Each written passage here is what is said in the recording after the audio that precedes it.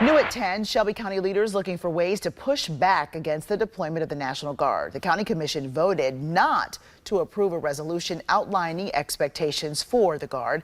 Action News 5's Amani Williams joins us live now. Amani, tell us what was the discussion ahead of the vote.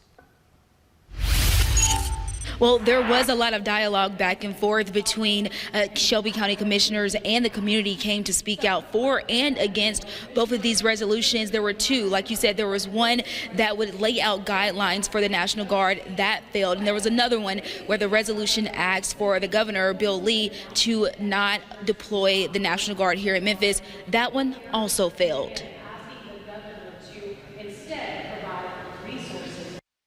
It's traumatized.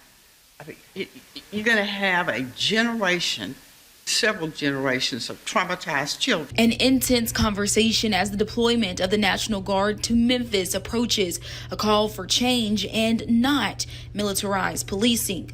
I don't think that this way of doing it is the way that it's supposed to. Again, a resolution proposed to the Shelby County Commission would have put expectations in place for the National Guard deployment expected in Memphis. Shelby County Commission Chairwoman Shantae Avant sponsored the resolution, but it failed. We're asking them to work in collaboration with local authority, right?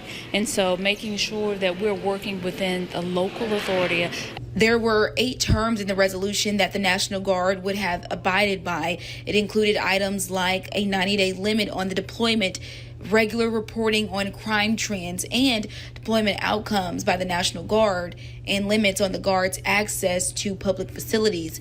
Just weeks out from the expected deployment, commissioners still have questions. Where's the money going to come from when the troops come in? Some say the deployment is needed after local law enforcement could not help some communities. I do not feel safe in our district. We need help. And that's beyond what local law enforcement has been able to provide. Also, several residents spoke at the meeting, again split on what they want to see near their home.